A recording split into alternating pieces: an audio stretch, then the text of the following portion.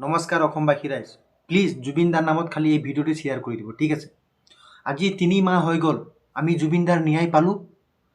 আমাৰ অসমৰ 3 কোটি মানুহে কিমান কান্দিছে, কিমান দুখ কৰিছে জুবিন দাৰ কাৰণে, কিমান আন্দোলন কৰিছে, কিন্তু আমাক এই চৰকাৰে ন্যায় দিলে নাই দিয়ে।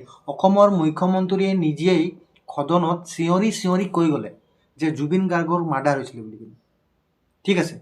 তাৰপিছতো কি হ'ল, এতিয়ালৈকে কি হৈছে, জুবিন দাৰ কেছটোত কি হৈ আছে আমি একো বুজিয়ে পোৱা নাই। যোন মানুহটোৱে ৰাজনীতি বেয়া পাইছিলে সেই মানুহটোৰ লগত ৰাজনীতি কৰি দিলে সিহঁতে, ঠিক আছে। যোন মানুহটোৱে ৰাজনীতি বেয়া পাইছিলে সেই মানুহটোৰ লগত ৰাজনীতি কৰিলে। অসমৰ মুখ্যমন্ত্ৰী সদনত নিজেই কৈছিলে যে জুবিন গাৰ্গৰ মাৰ্ডাৰ হৈছিলে বুলি। তাৰপিছত কি হ'ল, আমাৰ অসমৰ 3 কোটি মানুহে দেখোন আন্দোলন কৰিও আমাৰ একো লাভেই নহ'ল দেখোন। আমি এতিয়ালৈকে জুবিন দাৰ ন্যায় পোৱাই নাই। জুবিন দাৰ সঁচা অনুৰাগীবিলাকে এতিয়াও কান্দি আছে, এতিয়াও দুখ কৰি আছে যে জুবিন গাৰ্গ কিয় ন্যায় পোৱা নাই বুলি কিনে। আজি যদি জুবিন দাৰ জাগাত যদি ডাঙৰ ডাঙৰ মন্ত্ৰী MLA হ'লে হয়, এতিয়ালৈকে চাগে দুখী শাস্তি পাই ফাঁচি হৈ গ'ল হয়। কিন্তু আমাৰ জুবিন দাৰ হোৱাৰ কাৰণে আজি চাগে আমাৰ জুবিন দাই ন্যায় পোৱা নাই। সঁচা কথা কৈছোঁ, আজি জুবিন দাৰ জাগাত যদি মন্ত্ৰী MLA কোনোবা যদি থাকিলে হয়, এই দুখী কেইটাক চাগে এতিয়া ফাঁচি দি দিলে হয় এই চৰকাৰে। কিন্তু আমাৰ জুবিন দাৰ ক্ষেত্ৰত তেনেকুৱা হোৱা নাই।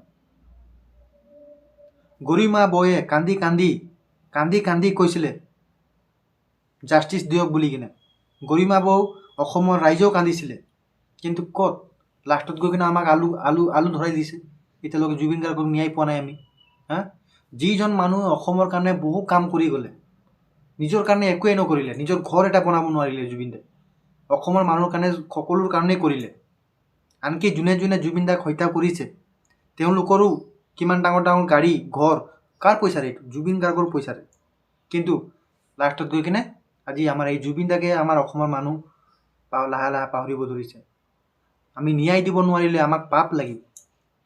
জুবিন দাই অসমৰ কাৰণে এনেকুৱা কাম কৰি গৈছে না, প্লিজ। আৰু আপোনালোকে যদি ভিডিঅ' চাই আছে প্লিজ শ্বেয়াৰ কৰি দিব।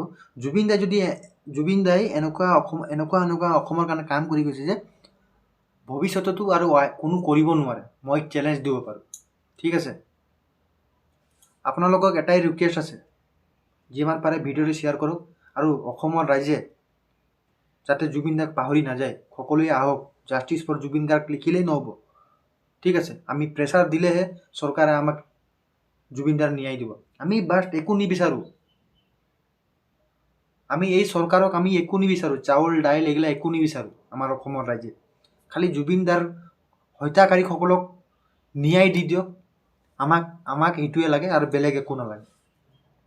গাইজ, যদি আপোনালোকক জুবিন দাৰ যদি ন্যায় লাগে তেনেহ'লে এটা কমেণ্ট কৰি দিব, ঠিক আছে। জয় জুবিন দা, জয় আই অসম।